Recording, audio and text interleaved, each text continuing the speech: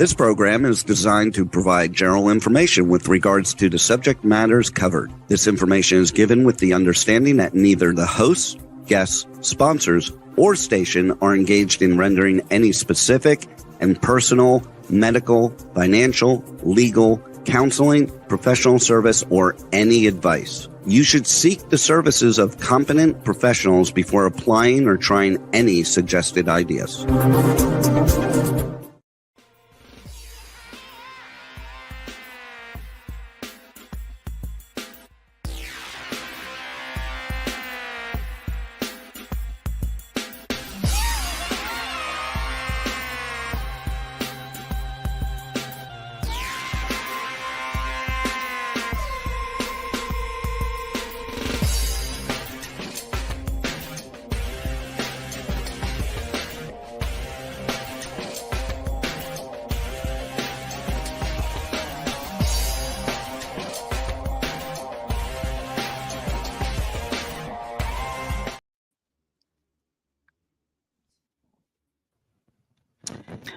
Hey there, it's Brian Sebastian, Movie Reviews and More. Yes, I'm in a new location. Yes, I'm back in Los Angeles just for a couple more dates. Actually, I'm leaving tomorrow.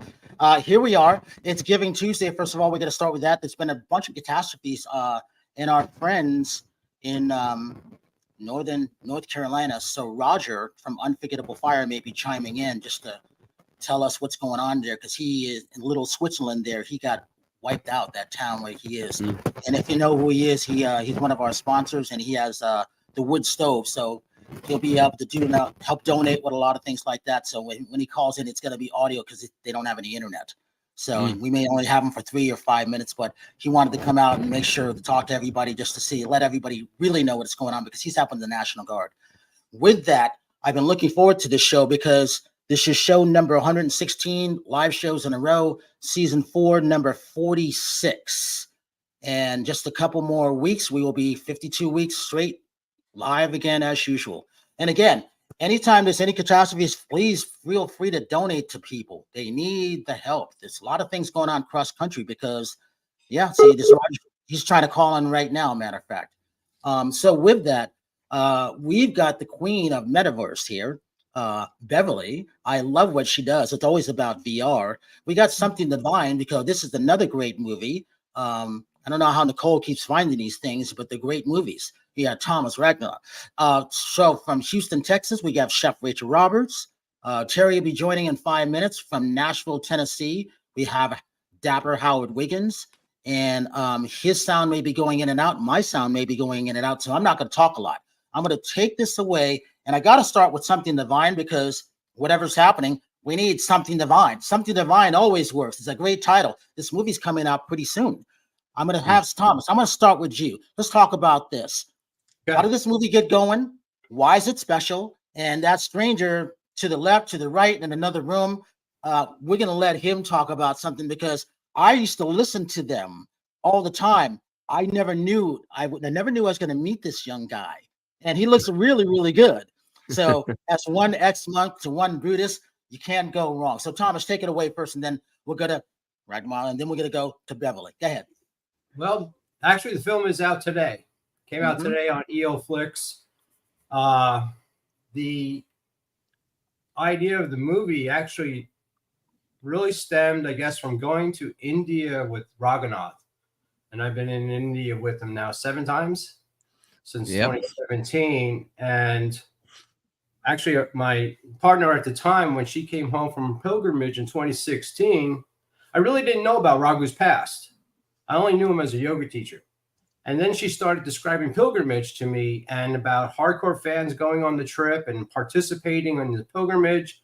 And she goes, "Did you know he had this band Youth Today?" And I was like, "No," because I was already married with children by the time that happened. So I was long out of the punk scene. But I knew about Shelter from MTV. And when she told me about this, I looked them up and I was like, this is really fascinating. How come nobody's ever made a movie about this? Yep. And that was in 2016. I forgot about it for a couple of years. I got involved in film. And in 2018, while I was on set, I was watching a movie, a film being made that I was involved with. And I went, oh, I have the guys who will do this and go to India and film Raghunath, and I approached Raghunath, and here we are today. See, and that's a great thing. Hey, Ray, aka Raghunath, talk about this. Going to India. I haven't been to India yet, but it's fascinating to me because a lot of my friends are from there. I love monks. I love Buddhists, Buddhism, and it's one of those things where it is about finding inner peace. It is about meditating. It is calming oneself down, which I have to do twice a day. Talk about what it was like when you first went there, because a lot of people, if you've never been to India, you don't know. It could be a culture shock. Thank you. Yeah, it definitely was a culture shock. I went in 1988 when I was 22 years old. I was at the sort of the top of my game with my band. And we were, it was a unique type of band. We were straight edge. We didn't drink. We didn't smoke. We were vegetarians. We were into clean living. I was inspired by Eastern thought and yoga, which really wasn't popular in the 80s. It was sort of more of a underground thing, but I got inspired by the really broad understanding of spirituality that is taught in the East. And so when my father left this world, when I was 22 years old, I decided to quit my band and just go on a God search. It was India pre-internet, India pre-cell phones, India cell phones, internet. I went there without a credit card. That's how we traveled, And so it was almost like going to a different world back then. The world was not as homogenized as it is now. And so you really feel like I am away from everybody. No one knows where I am. But I stumbled upon these monks, and I wanted to understand, how can there be something stable in an ever-changing, crumbling world? How can I find something solid in a temporary place? And that was sort of my quest.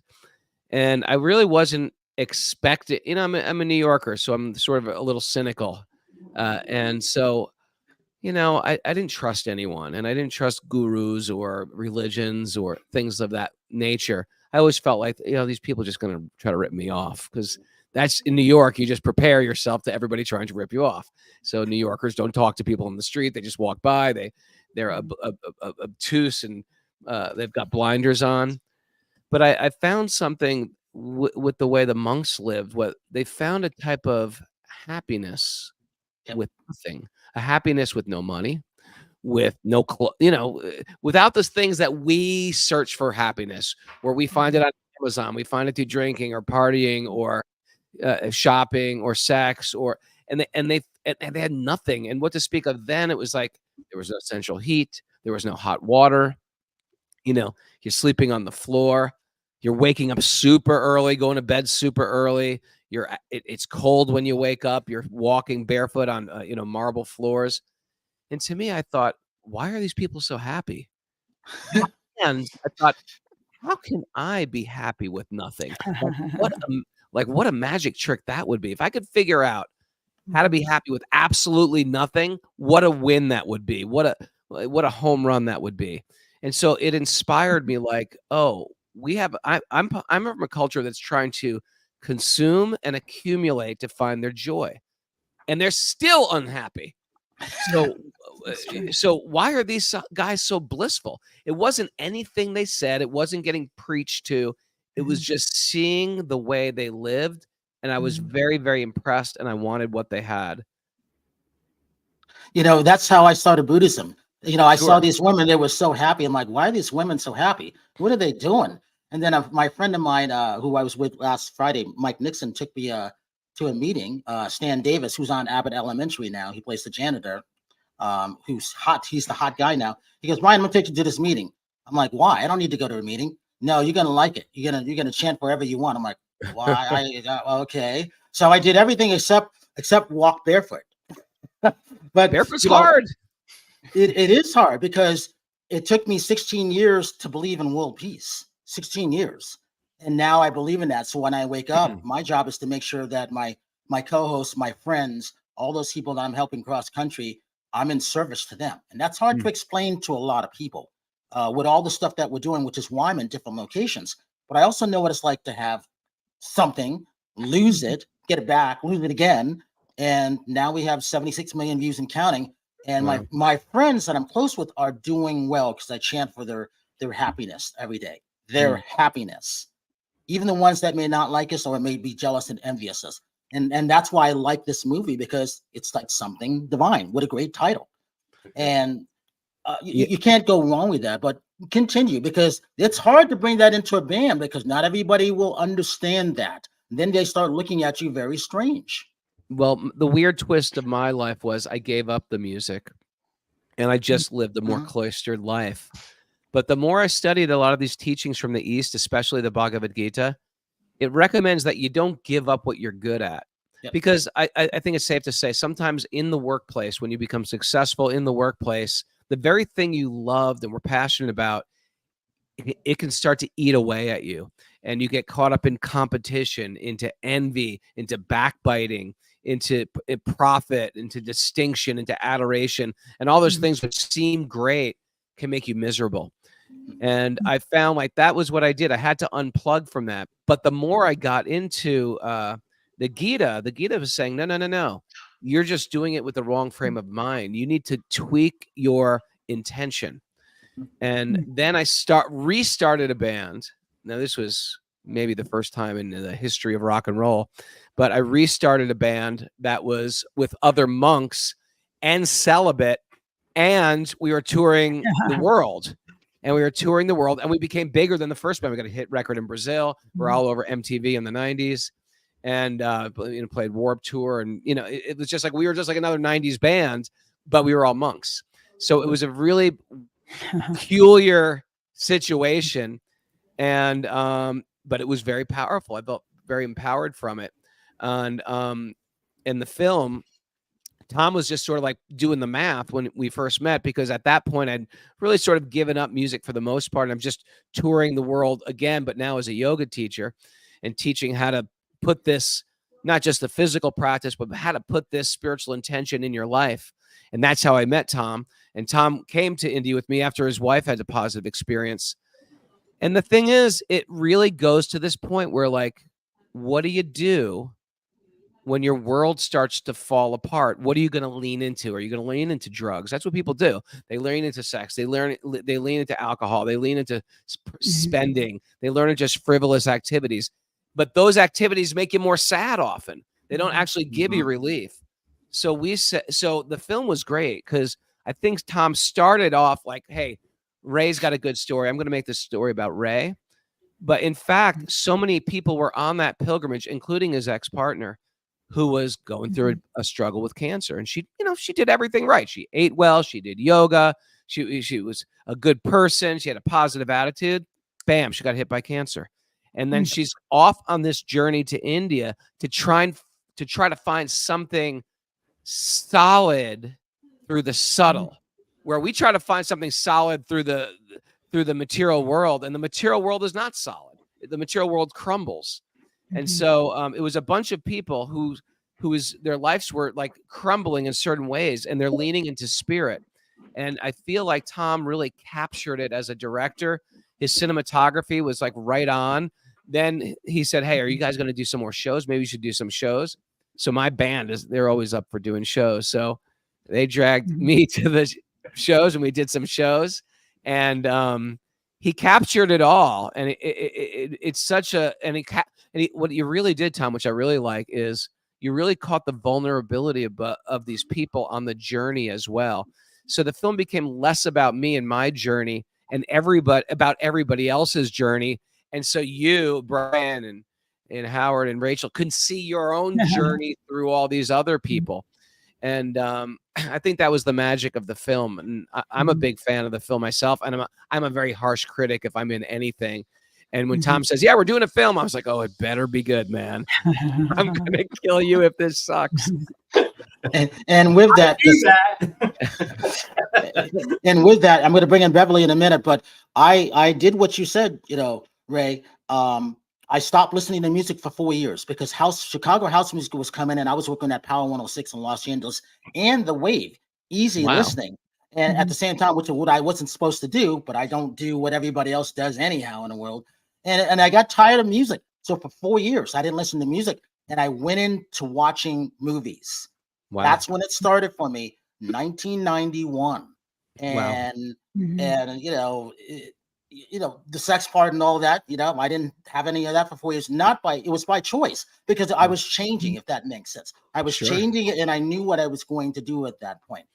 So Beverly, I want to bring you in because this is interesting, because you have a bunch of changes. It's also about VR. A lot of people are still figuring out AI, but you figured out VR. Talk about who you are, where you're coming from, and what new news you have. And then we're going to come back to Rachel and Howard right after that. Go ahead, Ben.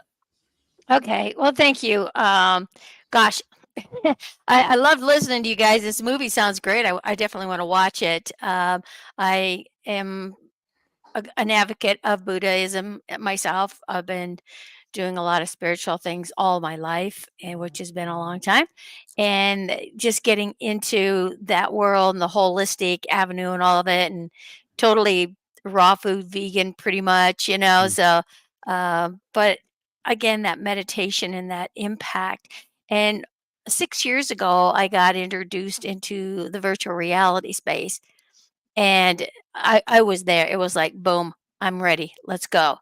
And the reason why that happened is I was looking for an opportunity to put butts in the seats, because I was traveling around doing a lot of workshops, and my workshop was all on alternative medicine, psychic stuff. I taught psychic surgery, I taught meditation, you name it, anything that had to do spiritual, holistic, I was there. And then that came to a halt. And when online courses came around, I was like, oh my God, I got to figure out a way to go, because I was on the road all the time, just going, going, going. And then when I saw that, it was an opportunity that just really lit a fire. The technology 6 years ago is not the technology we have today. And it's coming up on a year now when everything started to really change and empower and grow over the last like 8-9 months. We are now accessible on a cell phone, any of your smartphones, Mac computers, because Mac didn't believe in virtual reality, and so they didn't want to have anything to do with it until this year. PCs, and even a tablet. So that's made everything so much easier accessible just by a URL. It's what we call Web 0.3. And Web 2 is going bye-bye. So actually behind me is a scene in an office space where there's 3 of our avatars in there, and we're having some discussions and things. Our main focus is education, and then business. But we also do entertainment. And we actually have movie producers who are coming in here and have spaces, teach, how to make documentaries and things like that. So that's pretty exciting. But I tell you, it's just something that has always been near and dear to my heart. And like I was telling Brian just prior to the show, we have so many new things coming right now where we've got some big artists that we're looking at, hip hop and rap, and I mean even country. It doesn't matter what kind of music it is. So hey, Reg, you never know. We just might get you in the metaverse, right? With your group. I think that would be totally fantastic. So all of these different things are happening, and we have a winery, that's exploding in here. We've got what we call Honor Ridge, which is all about the veterans. So we have a space for the veterans to come and to interact and be able to communicate, especially with other military that have had boots on the ground, so they have something in common to talk about. It's going to help their PTSD and even depressions and stuff like that, and and seniors, as well. So when we look at what happened, during the COVID era, when everybody was in lockdown, and look what it did to our seniors, that were in these nursing homes and, assisted living and things. I mean, it was sad. I mean, even just regular people with the suicide rates and everything. So we're making a preparation so that doesn't have to happen again. because you can come into these spaces. Seniors are loving this because now they're being able to communicate, on long distance with their grandchildren, with great grandchildren. And if you're incapacitated, guess what? In virtual reality, all your limbs work. You look 20 years younger. You don't have to worry about your hair, your clothes, your makeup, nothing. I mean, it's great. And it's open 24/7. It's not just open like what Brian did here and Rachel to get us in here, right? And when they say good night, click, we're gone. Well, the virtual reality space is open 24/7 so people can interact at all times. So to be able to have someone, in that position, be able to be mobile inside the space and adventure off into anything. You can go skydiving. You can fly around in your own airplane. You can drive a go-kart. You can play basketball. You can do, all of these fun things. You can even dive down into the coral reef. You can go over to India virtually. pyramids. Yeah. Yeah, you can go over there too. So you can go anywhere you want. And the nice thing about it is it's all a learning experience. So the educational part of it, and we're working in university, so and bringing not only just universities but children into these spaces as well, and giving them a space where they're living to be able to interact and have that connectedness again. So if they take a break and they have what back in the day we called it recess, I don't know what they call it these days, but it's so fun because now they can go and play on the basketball course, take that break, or they can, run a relay. They can do all kinds of things in there. They can climb a mountain and then be back in the space again for the next segment of their learning. So when we look at all of these things that are possible and the connectedness and the communities. So we're building huge, massive communities in here of like-minded people who want to work together. So we talk about affiliating, marketing. And so when people can be vetted and make it a safe zone, and that's why the networking come in. And oh man, living in Vegas for several years, you talk about the capital of networking. That was before we were in the locations of these little squares now.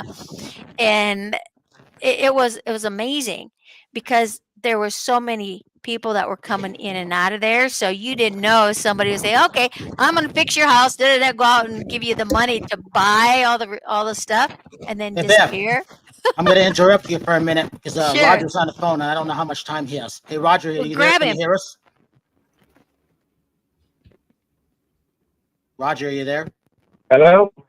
Can you Hey, hear me? hey, go ahead, I can hear you. Tell us what's going on. How are you? I'm good. How are Oh, you right now? Actually, we're better than most of our neighbors because we had some things set aside for something like this, so we're not too bad. But there's people up here that know insulin, oxygen, electricity, water. It's a god awful mess. Interstate 40 dropped out of a cliff. We had a local hotel drop off the side of a cliff, and it damaged the water system at the same time. So no water for any of us except what we can get out of the waterfall. Apparently, and Roger, tell everybody where you are because I think you're one of the few that can get to an area to get on the phone. Correct. I'm in the village of Little Switzerland right now, which is about 6 miles from anything you might call Dayton. Spruce Pine would be the closest town. And the river came up, 30, 35 feet, something like that. Took out, the power infrastructure is just devastated because thousands of trees came down. A lot of houses got hit. A lot of cars got hit. People are starting to dig in now and find the fatalities. We've seen footage of houses going down the river in them and firefighters with Zodiacs coming down the river and getting these people out of these houses as they were floating down the river. It's just in saying the town of Irwin, Tennessee no longer exists. There's nothing there. Wow. The town of Chimney Rock, North Carolina does not exist. There's nothing there. And it used to be such a beautiful little location. There was a lot of motorcyclists go riding up there, and there was a biker hotel and whatnot. It's all gone. I mean, the whole kit kat caboodle is gone. So it's bad. One thing that we want to get the word out to people. It's wonderful that folks want to help, but don't come here. It's like a 4-hour trip to get. A friend of ours came in Morganton. I want to say that's about a 60-mile drive, and it took like 4 hours to get in. He lives here, so the folks let him in. But if people want to donate anything to the cause, get it to local or state authorities who already have, they've got a system going to get in here. We saw, I don't know how many helicopters today. I have no clue. It was just a steady stream of helicopters bringing in everything to bring the electrical back up, food, medicines, things like that. So help is coming, but I'll tell you, the first 3 days, we were like, end of the world. Oh my God, yeah. We ran around with chainsaws, hundreds and hundreds of trees, and loaders came in and just piled them up on the side. So when you drive around here, a lot of the areas, there's only about a 10-foot wide passage between where the trees have been cut and pushed to the side. I worked with National Guard yesterday. Yeah, yesterday. They showed up midnight the night before, and me and Sawyer walked 3.5 miles to open the Blue Ridge Parkway while the guard pushed all the debris off to the sides. They didn't have a bloody gas can or a chainsaw with them. I couldn't believe it. What are you doing here? And help move all that stuff out of the way. And neighbors are helping neighbors. It's a really good scene as far as that's concerned. But again, we don't need any more confusion. So people, please do not come up the hill. It's just a mess up here, and it's dangerous too. There's roads are compromised, a lot of rock and mud slides, trees across roads, power lines down everywhere you look. It's like a nuclear bomb went off. Hey, Roger, I know you can't see us because you don't have an internet, but there's a couple other people on the show. Howard Wiggins from Nashville, Tennessee. Chef Rachel Roberts from Houston, Texas. She knows about weather, going through that stuff. Beverly is here. Thomas and Ray, they're also here for the movie called Something Divine. So we were talking about that. So if I don't know how much longer we have you for, but if they wanted to ask a question, go for it. Yes, yeah, anything. I'm in Houston, so we just experienced the barrel which came right over us, and nobody in the city was expecting it, and I can being in Houston, I can definitely understand what you guys are going through. It felt like the end of the world.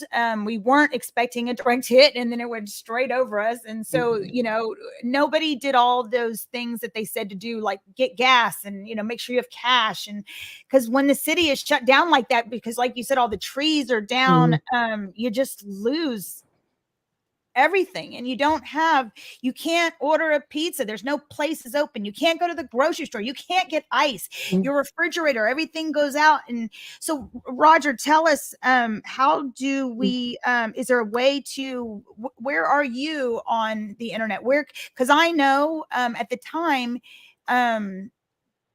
people like us in other places, we want to help. So how do we reach out to you? What are your social medias so we can help you? Well, thank you. Unforgettable Fire. Okay.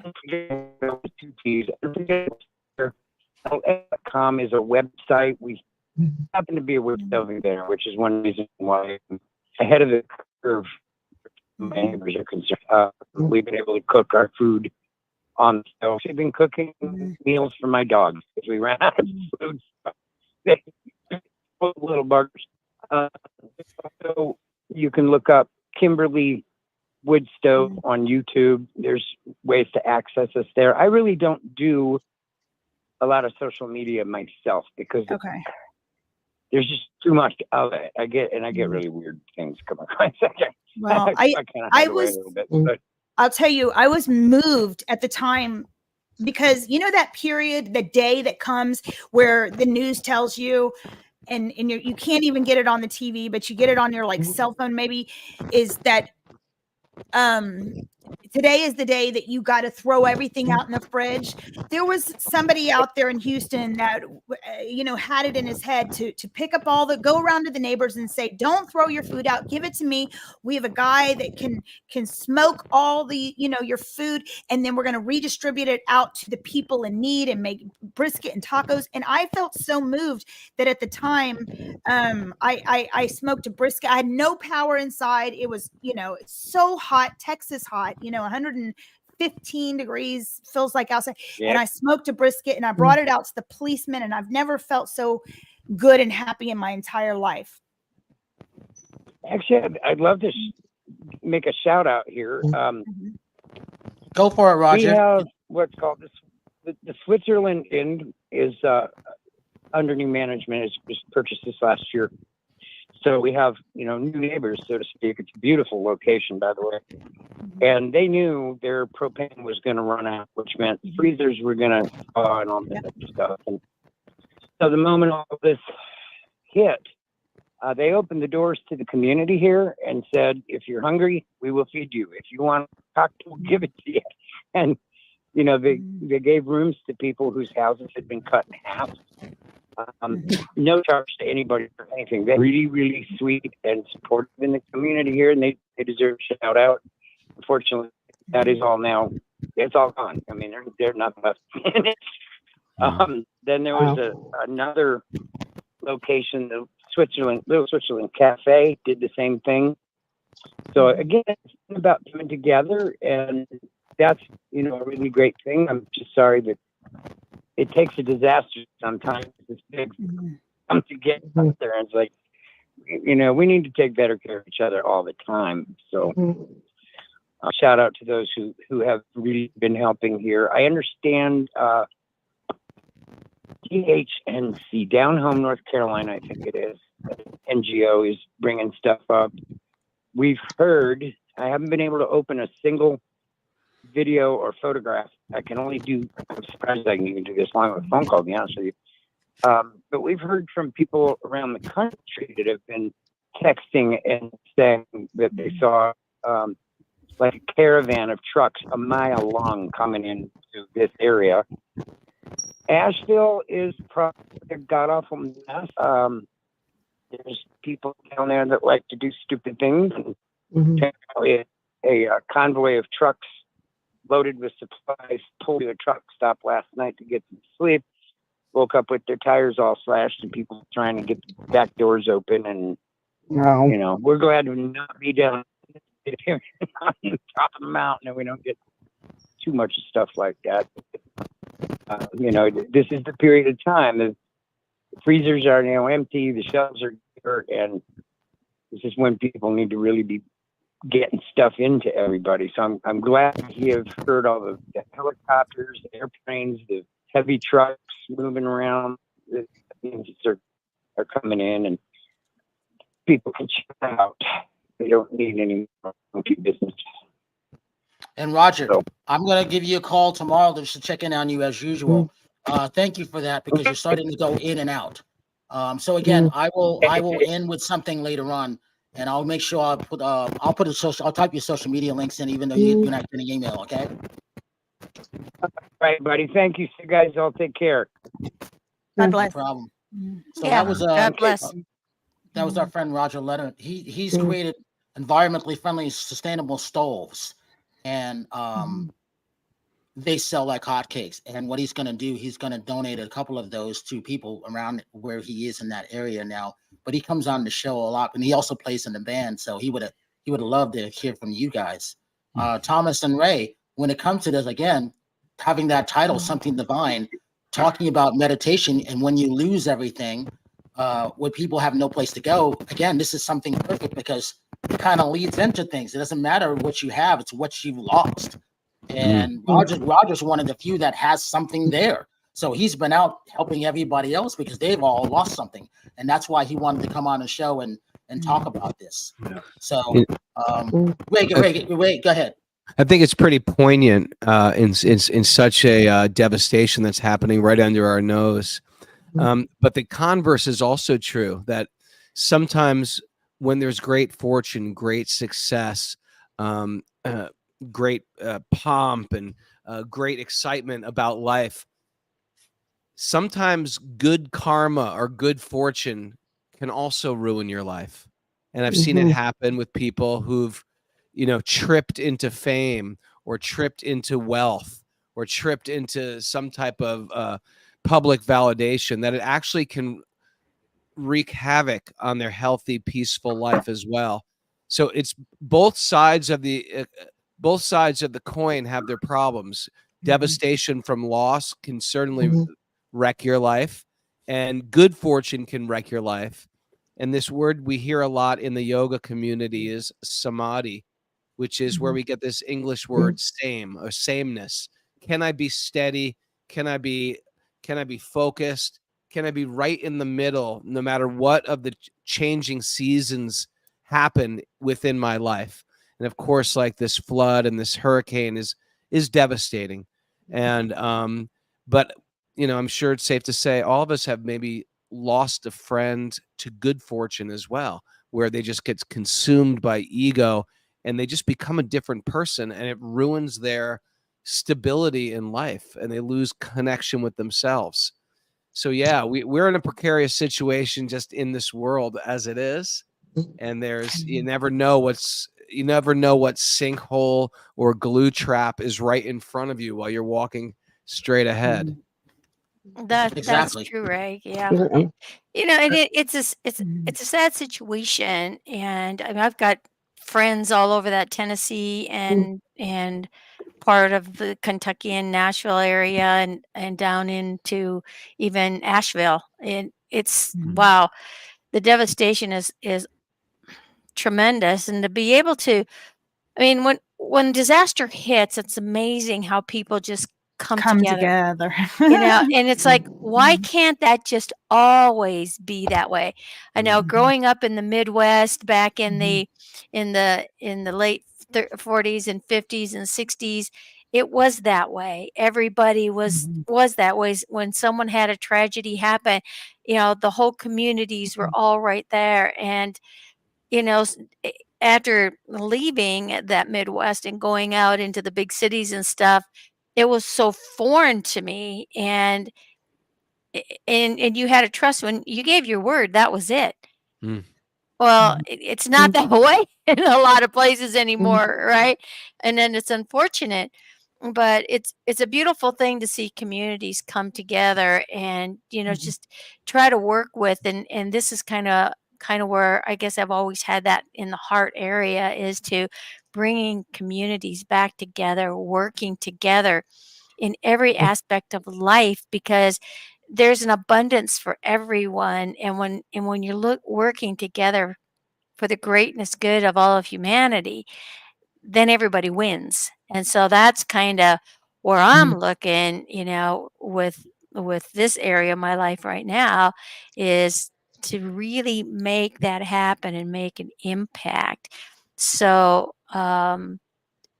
it's kudos off to, like Roger doing what he's doing, and other people that are out there bringing supplies and stuff, because it is a devastation and a place to need. And so we live in this duality world, so we got both sides of the coin. Let's take a look at this trailer, Something Divine, and then after that we're gonna go to Howard real quick, and then Terry.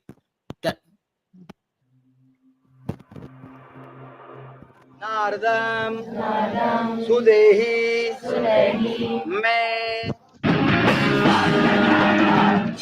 Spiritual life and hardcore are like these twin things, which is like, I don't buy the lie of the material world that it's going to be a place that satisfies me. The material energy is a place for disconnected beings. Everything that we embrace will get pulled out of our hands. We are in a dream. Something happens boom, you react and you're angry and, you know, like you're aggressive about it and you're, you know. The universe said, okay, all your life you've wanted to be a successful musician. We're going to give you everything and it's going to destroy you. The band is huge and we're just getting bigger. Why is it going to India? What happens in India is you get boiled down to your genuine self. It's all about transformation.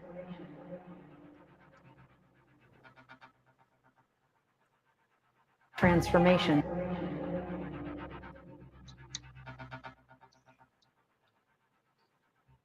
Oh. So where can we go to watch this movie? Mm-hmm. The film came out today on EO Flix, or on your computer, just go to Entertainment Oxygen. And when you sign up, I found out today that your first month is free, so you can actually go watch this movie for free. What? After that, it's only $3. They built a great platform for independent filmmakers to put their work up on it. And there was one thing I wanted to add about this whole tragedy and what happens with all these natural disasters and unnatural disasters, is there's the part of the driving force of the film is that knowing where I grew up and how I grew up in a very difficult situation. I had a criminal father, a murderer.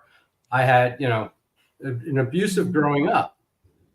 So there's personal tragedy in so many homes every day. So how come we can't pull together just on the word tragedy, or have this understanding that we are all in this together? We all hurt. We all are in our homes behind our locked doors, but we come out raging at other people when they have the same things going on in their life. And that's why the movie is how it is. These stories, to know that we're all God's children, if you want to say that. The movie doesn't preach to you. It just gives you information, because that makes it relatable. It doesn't tell you Jesus, Krishna, Allah, Jehovah. It doesn't say that. It's actually anti that. It's anti-name. And it's for you to understand that we are all one. And that's what's really important about, you know, where the film developed into. And listening to people talk and telling me their stories. That's the big thing about the film. It's not whether I'm making, you know, another film or $3 million. This is what's happening in the moment. You know, Raghunath, I will tell you this, and some of the essence of the movie carries what Raghunath does. You can choose to go to India with him. And you can choose to go bathe in the Ganges, Ma Ganga. But Raghunath's not telling you to do this. He's leaving that choice up to you. It's your path. He's not the path. It's your path. And that's one of the things that Raghunath does that actually attracted me to, like, this is my path. He's, you know, not a guru or anything. It's actually, I'm my guru. And that's what it ended up really kind of conveying. And it'll lead you to the water, but it's up to you if you want to drink it however you want. He doesn't tell you. And that's the beauty of it. That is the beauty of it. And with that beauty going into happiness, Howard, we got a couple minutes left. Tell them who you are, where you're coming from, and what you're wearing. It's most important. We don't have any sound on you, Howard. How'd that happen? Terri, tell them who you are. Howard, come in and come back out. Can you guys hear me? This is Terri Marie. Okay, good. I've been with Brian for over 10 years, doing red carpet events. Fitness competitor, artist, actress, and then I'm in the world of orthopedics. I joined a little bit late. I need some prayers, guys. My mom just entered the hospital, got taken to the ambulance about 40 minutes ago because she's got fluid on her lungs again. She's got congestive heart failure. So she just got out of the hospital. She's with a mild heart attack. So I'm a little freaked out right now. So I need everybody's prayers out in the world. So, but, I'm blessed. I'm blessed to be here, and I thank God every day. And really enjoy what I do. And yeah, this is just part of life. But yeah, if everybody can just say a prayer that my mom will, make it through this tonight. Hey, Beverly, give your social media links for everybody and how to reach out to you. You can find Beverly Zemet all over social media, Facebook, LinkedIn. My LinkedIn stuff's running across the thing down here. One of the best ways to reach out to me too is also on my website, which is Beyond XR Studios, beyondxrstudios.com. We'll be in the virtual reality space all over the place. But if you just, Google my name, you'll see me all over. And legacyisland22@gmail.com. legacyisland22@gmail.com also gets you in touch with me, and let's get you on a podcast. Let's get you in the virtual reality space. Let's just go out and change the world and find out how we can collaborate and bring peace and harmony to humanity. Howard, do we have you? Can you hear me now? Yeah, yes. Go for it. Oh, well, I just wanted to say on this natural disaster, it's the beginning of it. And I think if people get to a point where they have to survive, they'll get mean. Because if it means I eat and I live, or you don't eat, and I think they'll start stealing and robbing, and survival will kick in, and it'd just be even a whole lot worse than it is. Don't you think? And Howard's he's always a happy guy. So for him to say that, that's interesting. Living in Brentwood, Tennessee. Yeah. I just know people drive on the road like they own it, and that's not even important. And it's like if it meant, well, like when COVID hit, everybody went to the grocery store, everybody bought hordes and hordes of toilet paper. Yeah. You didn't have to buy that much toilet paper, but your natural instinct is, I gotta have it. I want all I can have so I can survive with it. So I just think, the idea of sharing is fine in the beginning, but if it's where they don't have any water and they have to live or die, they'll do whatever it takes to survive. Period. So I would. Howard, give you social media links for everybody. Just Howard Wiggins Facebook, Howard Wiggins Interior Design. That's it. And then, of course, on Movies, Reviews, and More with Brian. I forgot to give mine, Brian. Oh. Go ahead, Terry. Go ahead. Oh, I just didn't give mine. Sorry. It was nonstop. Terri Marie Nonstop on all platforms, and the TerriMarieOfficial.com. And I also have a friend that just lost their home in Florida. So it's been a rough week. So I'm up there with, dealing with the disaster stuff too. It's just heartbreaking. Thomas, social media links and why people should go on that website and watch Something Divine.